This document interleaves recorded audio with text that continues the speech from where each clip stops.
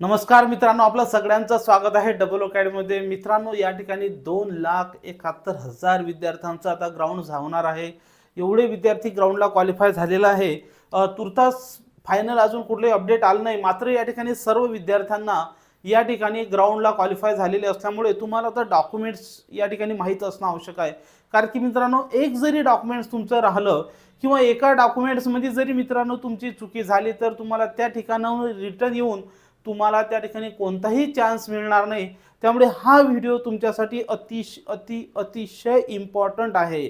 कारण की मित्रांनो, तेथून तुम्हाला कुठलाही चान्स नसल्यामुळे हा व्हिडिओ तुम्ही शेवटपर्यंत पाहायचा। सगळे डॉक्युमेंट्स तुमच्याकडे आहेत, मात्र तुम्हाला त्यातली एक एक गोष्ट काय काय चेक करायची आहे ते सुद्धा तुम्हाला माहीत असणं आवश्यक आहे। तर मित्रांनो, आजच्या व्हिडिओला आपण या ठिकाणी काय सुरुवात करूया। तसंच मित्रांनो, या ठिकाणी तुमचे काही प्रश्न असतील तर तुम्ही कमेंट सुद्धा करू शकता।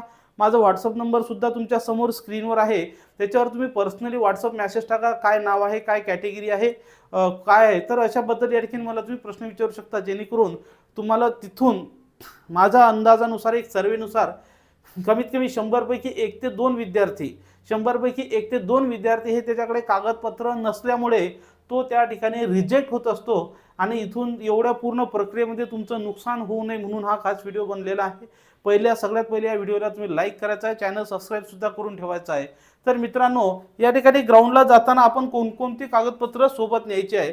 तर मित्रांनो, सगळ्यात पहिले तुमच्याकडे कागदपत्र मी सांगितल्याप्रमाणे सर्व कागदपत्र तुमच्याकडे आहेत, फक्त तुम्हाला व्हेरीफाय करायचे आहेत। नंबर 1 मित्रांनो, मोबाईल नंबर तुमचा योग्य तुमच्याकडे आहेच, माहीत आहे तुमच्याकडे, त्यामुळे काही विषय नाही। तुमचा ईमेल आयडी सुद्धा तुमच्या फॉर्मवर या ठिकाणी भरलेला आहे। नंतर तुम्हाला एक ओळखपत्र आणि एक राहण्याचं एक ओळखपत्र आणि तुमचा राहण्याचा पुरावा, असे 2 पुरावे आपल्याला लागत असतात। तर मित्रांनो, ह्याची मी 5-6 डॉक्युमेंट सांगतो, यापैकी कमीत कमी 2 जरी तुमच्याकडे असले तरी काहीही प्रॉब्लेम नाही। मित्रांनो, या ठिकाणी तसंही या ठिकाणी आधार कार्ड जे आहे, आता आधार कार्ड आपलं ओळखपत्र पुरावा आणि रहिवासी पुरावा म्हणून सुद्धा या ठिकाणी आता आधार कार्ड या ठिकाणी चालते। तरी मित्रांनो, तुम्ही 2 कागद यातले तुम्ही न्यायचे आहेत, ते पण ओरिजिनल सोबत, लक्षात ठेवा। ओरिजिनल पण न्यायचे आहेत आणि झेरॉक्स अटेस्टेड करून सुद्धा न्यायचे आहेत। काय करून? अटेस्टेड करून। नंतर तिथं गेल्यावर सकाळी एखादा रात्री ट्रेन पोहोचेल तिथं आणि सकाळी जर ग्राउंड असेल तर तुम्ही कुठं शोधत बसणार, त्यामुळे अटेस्टेड करून सुद्धा तुम्ही डॉक्युमेंट्स न्यायचे आहेत।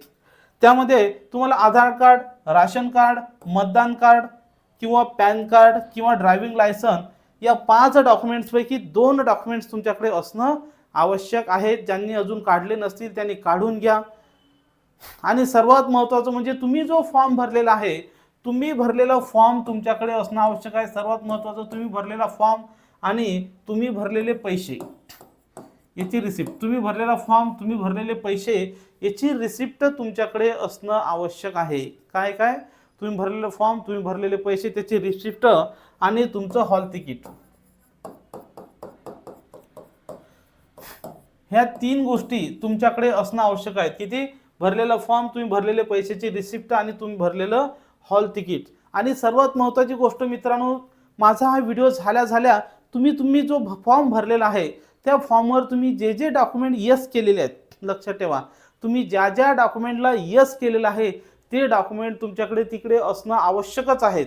कुठल्याही हालतीमध्ये त्या ठिकाणचे डॉक्युमेंट जर नसतील तर तुम्हाला त्या ठिकाणी रिजेक्ट करणार आहेत।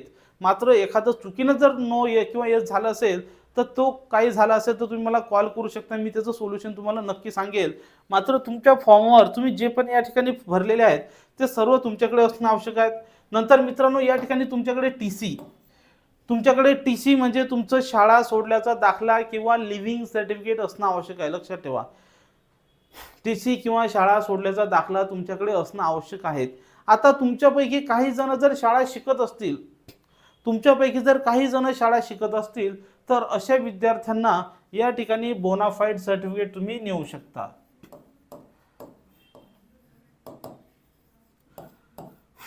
बोनाफाईड सर्टिफिकेट तुम्ही नेऊ शकता। मात्र ॲज पॉसिबल जर टीसी असेल तर तुम्ही टीसी घेऊन जा। तुम्ही टीसी असेल तर टीसी घेऊन जा, नाही तर तुम्हाला त्या ठिकाणी बोनाफाईड, शाळेत असाल तर बोनाफाईड, नाही तर तुमचं टीसी पाहिजे म्हणजे पाहिजे, त्याला कोणतंही ऑप्शन नाही, ते पण ओरिजिनल पाहिजे। जर मित्रांनो ओरिजिनल नसेलच, गहाळ झाली असेल, हरपली असेल, तर मित्रांनो डुप्लिकेट टीसी काढा आणि तुमचं कोर्टवर त्या ठिकाणी करारपत्र घ्या आणि ते जे तुम्ही शाळेमध्ये करारपत्र देणार डुप्लिकेट टीसी काढण्यासाठी त्याची सुद्धा झेरॉक्स तुमच्याकडे असणं आवश्यक आहे. कारण की आता बऱ्याच वेळेस कुठं पूर येतो, कुठं काही येतो, घरात ठेवलेले डॉक्युमेंट हरपतात, काही होतात, तर अशा वेळेस तुमचं डुप्लिकेट टीसी चालत नाही. परंतु तुमच्याकडे जर ऑप्शनच नाही तर मग अशा वेळेस तुम्ही डुप्लिकेट टीसी नेऊ शकता. बरेच विद्यार्थी आहेत, त्या ठिकाणी लाखो विद्यार्थी आहेत, कोणाचं काही होऊ शकतं. त्यामुळे ती डुप्लिकेट टीसी आणि जे तुम्ही बॉन्ड देता कोर्टमध्ये त्या बॉन्डची झेरॉक्स सुद्धा तुमच्याकडे असणं आवश्यक आहे.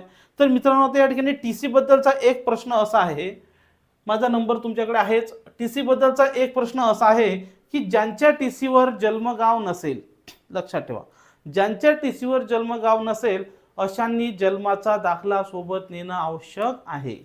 काय? जन्म गाव ज्यांच्या टीसीवर नसेल. 99% लोकांच्या टीसीवर जन्मगाव आहे. ज्यांच्या नसेल त्यांनी ज्यांचा जन्म जिथं झालेला आहे तिथला जन्माच्या गावातला दाखला तो तुम्ही मग पंचायत समिती, एखाद्या जर शहरात असेल तर नगर परिषदमधला, मनपामध्ये असेल तर मनपामधला, किंवा गावात असेल तर ग्रामपंचायतमधला, एखाद्याच हॉस्पिटलमध्ये जन्म झाला असेल तर हॉस्पिटलमधला तो दाखला तुम्ही तिथला सोबत घेणं आवश्यक आहे. टीसी बद्दल क्लिअर झालं. आधार कार्ड आणि वोटर कार्ड, या ठिकाणी मतदान कार्ड, कुठलेही 2 डॉक्युमेंट्स तुमच्याकडे असणं आवश्यक आहे. नंतर मित्रांनो आता प्रश्न आला तुमचा 10वीच्या मार्कलिस्टवर. आता या ठिकाणी तुमचं सिलेक्शनसाठी मी तेव्हा सांगितलं होतं फॉर्म भरताना जेवढं जास्त शिक्षण आहे तेवढं टाका. आणि मित्रांनो जेवढे जास्तीत जास्त डॉक्युमेंट्स तुम्ही सोबत घेऊन जासाल तेवढं तुमचं त्या ठिकाणी चान्सेस किंवा त्याच्याशी समर्पित प्रत तुम्ही त्या ठिकाणी देऊ शकता. बघा, तुमची 10वीची मार्कलिस्ट तुमच्याकडे असणं आवश्यक आहे. तुमचं 10वीचं बोर्ड सर्टिफिकेट असणं आवश्यक आहे. तुमची 12वीची मार्कलिस्ट असणं आवश्यक आहे. तुमचं 12वीचं बोर्ड सर्टिफिकेट तुमच्याकडे असणं आवश्यक आहे. आता काही जणांचं असं झालं असेल की जे या ठिकाणी नुकतंच मागच्या वर्षीच 12वी झाले असतील तर त्यांचं बोर्ड सर्टिफिकेट आलं नसेल तर मग अशाला काही प्रॉब्लेम नाही. लक्षात ठेवा, ज्यांचं बोर्ड सर्टिफिकेट आलं नसेल तर मग अशाला काही प्रॉब्लेम नाही. काही जणांचं या ठिकाणी काय झालेलं असते की बोर्ड सर्टिफिकेट हरपलेलं असते, मार्कलिस्ट हरपली असते, तर कोणतेही टेन्शन घ्यायचं नाही. डायरेक्ट तुम्ही बोर्डमध्ये जायचं, तिथं 100-125 रुपये भरून तुमचं मार्कलिस्ट किंवा तुमचं बोर्ड सर्टिफिकेट हे तुम्हाला मिळते. जर तुम्ही स्वतः नाही गेले तर तुमच्या शाळेतले शिक्षकसुद्धा त्यांचं जास्तीत जास्त तिथं जाणं असते, ते सुद्धा तुम्हाला 2-3 दिवसामध्ये त्या ठिकाणी मिळून जाते. मित्रांनो एका दिवसामध्ये तुम्हाला अर्ज द्यायचा असते. जनरली त्याच दिवशी तुम्हाला बोर्ड सर्टिफिकेट ते देऊ शकतात. त्याच दिवशी तुम्हाला ते बोर्ड सर्टिफिकेट देऊ शकतात. त्यासाठी काही टेन्शन घ्यायचं नाही. डुप्लिकेट बोर्ड सर्टिफिकेट किंवा डुप्लिकेट मार्कलिस्ट का असे ना तुम्ही त्या ठिकाणी नेणं आवश्यक आहे, कारण की अपूर्ण डॉक्युमेंट चालत नाही.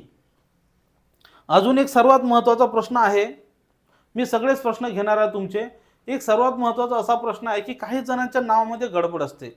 कोणाचं नाव, उदाहरणार्थ एखाद्या व्यक्तीचं नाव वाकळे असं असते, मात्र त्याच्या टीसीवर WALKE असते, किंवा एखाद्या टीसीवर WVALKE असं कुठंतरी त्या ठिकाणी गडबड झालेली असते. काय झालेली असते? अशी गडबड झालेली असते. तर मित्रांनो अशी गडबड जर झाली असेल तर सरळ कोर्टामध्ये जायचं, तहसीलमध्ये जायचं आणि 100 रुपयाचा बॉन्ड घ्यायचा, अफिडेविट करायचं. काय घ्यायचं? 100 रुपयाचा बॉन्ड घ्यायचा, अफिडेविट घ्यायचं. तुमच्या वडिलांच्या नावाचं असेल तर तुमच्या वडिलांच्या नावानं स्वतः त्या ठिकाणी वडिलांना घेऊन जायचं की दोन्ही नावाची व्यक्ती मी एकच आहे. तुमच्या नावाचं असेल तर तुम्ही त्या ठिकाणी स्वतःच्या नावाचं अफिडेविट करायचं. उदाहरणार्थ कोणाच तरी कुठेतरी सयाजी असते आणि एखाद्या ठिकाणी सयाजी राव लिहिलेलं राहते, तर अशा चुका तिथं चालत नाहीत. अशा चुका तिथं चालत नाहीत. त्या ठिकाणी तुम्हाला डॉक्युमेंट्स हे हमखास करेक्ट केलेले किंवा चुकीचं असेल तर त्या ठिकाणी दुरुस्त केल्याचं प्रमाणपत्र तुमच्याकडे ते असणं आवश्यक आहे. त्यामुळे प्रत्येकानं नाव, अडनाव या ठिकाणी काय बऱ्याच ठिकाणी या ठिकाणी काही ठिकाणी रावचं स्पेलिंग एका डॉक्युमेंट्सवर असं असते आणि एका डॉक्युमेंट्सवर असं असते. त्यामुळे अशा गडबडी त्या ठिकाणी होत राहतात. तर त्या गडबडी तुम्ही त्या ठिकाणी दुरुस्त करणं आवश्यक आहे. नंतर मित्रांनो जन्म दाखला कोणाला की ज्याच्या टीसीवर नाही त्यालाच पाहिजे. लक्षात ठेवा, हा सगळ्यांना पाहिजे नाही. ज्याच्या टीसीवर जन्माचं नाव नाही त्याला पाहिजे. नंतर जातीचं प्रमाणपत्र. मित्रांनो तुम्ही जर कास्टमधून फॉर्म भरला असेल तर तुम्हाला तुमच्या कास्टचं सर्टिफिकेट तुमच्याकडे असणं आवश्यक आहे. जर तुम्ही फॉर्ममध्ये यस केलं असेल तर ते आवश्यक आहे. जर फॉर्ममध्ये तुम्ही यस नसेल केलं तर काही गरज नाही. नंतर मित्रांनो या ठिकाणी जर तुम्ही व्हॅलिडिटी, आता कास्ट व्हॅलिडिटी, जर तुम्ही तुमच्या फॉर्मवर कास्ट व्हॅलिडिटी यस केली असेल, फॉर्मवर जर कास्ट व्हॅलिडिटी यस केली असेल तर तुम्हाला इथं सुद्धा कास्ट व्हॅलिडिटी यस करावीच लागेल. जर तिकडे नसेल यस तर मग काही प्रॉब्लेमची गरज नाही. ठीक आहे. तर अशा प्रकारे कास्ट व्हॅलिडिटी तुमच्याकडे असणं आवश्यक आहे. जर तुमची कास्टमध्ये नसाल तर तुमच्याकडे ईडब्ल्यूएस सर्टिफिकेट असू शकतं. ईडब्ल्यूएस सर्टिफिकेट जे आहे ते व्हॅलिड किती दिवसासाठी असते? 1 वर्षासाठी व्हॅलिड असते. तुम्ही ते ईडब्ल्यूएस सर्टिफिकेट त्या ठिकाणी चेक करून घ्या की तुमचं ईडब्ल्यूएस सर्टिफिकेट व्हॅलिड आहे किंवा नाही. जर ते ईडब्ल्यूएस सर्टिफिकेट व्हॅलिड नसेल तर तुम्ही ते चेक करून घ्या किंवा नवीन काढून घ्या, नवीन काढायला टाका. नंतर या ठिकाणी जर तुम्ही अनाथ असाल तर अनाथचं सर्टिफिकेट या ठिकाणी तुमच्याकडे असणं आवश्यक आहे. नंतर या ठिकाणी जे विद्यार्थी ओबीसी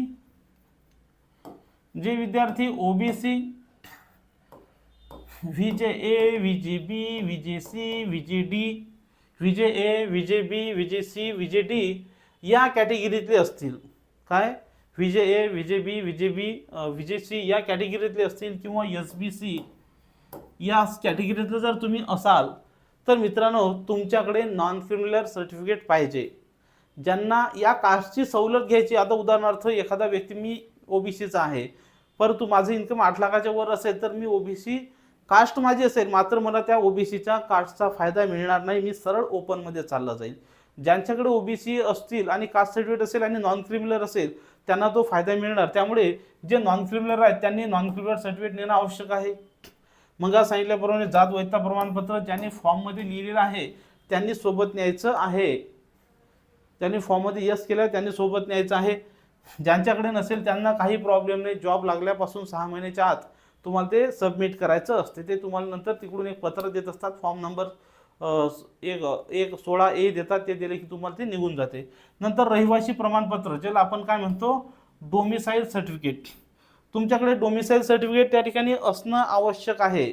ज्याच्याकडे डोमिसाईल, एज, नॅशनॅलिटी हे सर्टिफिकेट नसतील अशा व्यक्तीला त्या ठिकाणी सिलेक्ट होता येत नाही. कारण की ही भरती फक्त महाराष्ट्र आणि गोवामधले, महाराष्ट्र आणि जे 865 कर्नाटकमधले गावं आहेत त्यांच्यासाठी आहे. त्यांच्यासाठी हे प्रमाणपत्र असणं आवश्यक आहे. अन्यथा त्यांना भरती फॉर्म जरी भरला असेल तरी या ठिकाणी भरती देता येणार नाही. डोमिसाईल सर्टिफिकेट अत्यंत आवश्यक आहे. तसंच त्याच्यासोबत एज आणि नॅशनॅलिटी हे सर्टिफिकेट सुद्धा तुम्ही काढून घ्यायचे आहेत. नंतर मित्रांनो तुम्ही जर खेळाडू असाल तर तुमचं खेळाडूचं सर्टिफिकेट आणि ते सुद्धा तुम्हाला आता व्हेरीफाय सुद्धा करावं लागेल, खेळाडूचं सर्टिफिकेट. नंतर तुम्ही होमगार्ड असाल तर होमगार्ड सर्टिफिकेट. तुम्ही जर या ठिकाणी पोलीस पाल्य असाल तर पोलीस पाल्याचं सर्टिफिकेट. तुम्ही या ठिकाणी वनखबरे असाल तर वनखबरे त्या ठिकाणी तुमचं वनखबऱ्याचं सर्टिफिकेट. जे डॉक्युमेंट्स तुम्ही तुमच्या फॉर्ममध्ये यस केलेले आहेत असे सगळे डॉक्युमेंट्स तुम्हाला या ठिकाणी आवश्यक आहेत. तसंच मित्रांनो या ठिकाणी जर तुम्ही अंशकालीन कर्मचारी असाल तर अंशकालीन कर्मचारीचे सर्टिफिकेट. मित्रांनो हे पुढचे सर्टिफिकेट पाहण्या अगोदर ज्या विद्यार्थ्यांना कमी मार्क्स आहेत त्या विद्यार्थ्यांनी कुठलंही टेन्शन न घेता तुमची तयारी चालू ठेवा. कारण की मित्रांनो कमी मार्क्सवाला सुद्धा जास्त ग्राउंडमध्ये मार्क्स येऊन पुढे जाऊ शकतो. बघा या ठिकाणी प्रत्येकाकडे दोन्ही हे नसतात, टॅलेंट नसतात. एक तर एखादा व्यक्ती रनिंगमध्ये ग्राउंडमध्ये एकदम तरबेज राहतो, एखादा व्यक्ती अभ्यासात. तुम्हाला काय वाटतं एखाद्याला 108 अभ्यासात मिळाले म्हणजे तो ग्राउंडमध्ये चांगले मार्क केल्याची गॅरंटी आहे का? अजिबात नाही. आता एखादा व्यक्ती चांगला असेल शरीरानं त्याला पळताच येत नाही, तुम्ही मात्र एकदम भारी पळता. त्यामुळे असं कधीच टेन्शन घ्यायचं नाही की मला ग्राउंड एवढं आहे की त्यांना थोडी लीड राहते. त्यामुळे कोणी टेन्शन घ्यायचं नाही. आणि लक्षात ठेवा एका स्पर्धा परीक्षेच्या भरोश्यावर कधीही बसायचं नाही. त्यासाठी मित्रांनो ज्यांनी पुरवठा निरीक्षक तयारी सुरू केली असेल त्यांच्यासाठी आपल्याकडे पुरवठा निरीक्षकची बॅच सुरू आहे. ज्यांनी प्रयोगशाळा सहाय्यक बॅच सुरू केली असेल त्यांच्यासाठी प्रयोगशाळा आहे. तसंच मित्रांनो DMERची सध्या जागा निघलेल्या आहेत फक्त 10वी पास. किती? 10वी पासवर ही DMERची भरती आहे. तुम्ही या ठिकाणी DMERची बॅच सुद्धा आपली जॉईन करू शकता आणि फॉर्म अजून भरला नसेल तर भरू शकता. 860 जागा आहेत. किती? 860 जागा आहेत. तसंच मित्रांनो पोलीस भरती भविष्यामध्ये या ठिकाणी येणारच आहे. पोलीस भरतीसाठी आपण ऑफर दिलेली आहे 1000 रुपयामध्ये वर्षभर बॅच. आणि ही ऑफर फक्त 10 तारखेपर्यंत आहे. किती? 10 जानेवारीपर्यंत या ठिकाणी ही ऑफर आहे. 1000 रुपयामध्ये वर्षभर बॅच तुम्ही पोलीस भरतीचे जॉईन करू शकता. Test series, notes, e book सगळे जिल्हा वाईज नुसार सगळं तुम्हाला त्यात अवेलेबल करून दिलेलं आहे. तर मित्रांनो आता आपण ह्याच्यासाठी तुम्ही double academy Pune app download करा. आयफोनवर सुद्धा आहे आपलं, लॅपटॉपवरही बघू शकता तुम्ही. तर सगळ्या गोष्टी सुविधा तुम्हाला अवेलेबल आहेत. त्या सगळ्या बॅचेस कंडक्ट आपल्या मार्फत केले जातात. पुन्हा आपण आपल्या वळूया आपल्या डॉक्युमेंट्सवर. जर तुम्ही माजी सैनिक असाल तर माजी सैनिक सर्टिफिकेट तुमच्याकडे असणं आवश्यक आहे. नंतर जर तुमचं लग्न झालं असेल तर लग्न झाल्याचं गॅझेट किंवा आता काही जणांकडे गॅझेट नसते तर तुम्ही तुमच्या गावामध्ये जाऊन तुमचं विवाह नोंदणी करू शकता आणि ते विवाह नोंदणी प्रमाणपत्र या ठिकाणी तुम्ही काय त्यांना दाखवू शकता. महिलांसाठी असते, लक्षात ठेवा, पुरुषांसाठी नसते. नंतर मित्रांनो, लहान कुटुंबाचं प्रमाणपत्र, यावर तुमची साईन पाहिजे. हे प्रमाणपत्र तुम्हाला काही बाहेर कुठे मिळत नसते, त्या ठिकाणी तुम्हाला साईन त्या ठिकाणी असणं आवश्यक आहे. जर तुम्ही वनमजूर असाल तर वन मजुराचं प्रमाणपत्र तुमच्याकडे असणं आवश्यक आहे. जर तुम्ही वन कर्मचारी असाल तर वन कर्मचाऱ्याचे जे पाल्य आहे त्यांचं प्रमाणपत्र तुमच्याकडे असणं आवश्यक आहे. जर तुम्ही त्या वन कर्मचारी पाल्य या कॅटेगरीमधून जर फॉर्म भरला असेल तर ते सुद्धा तुमच्याकडे असणं आवश्यक आहे.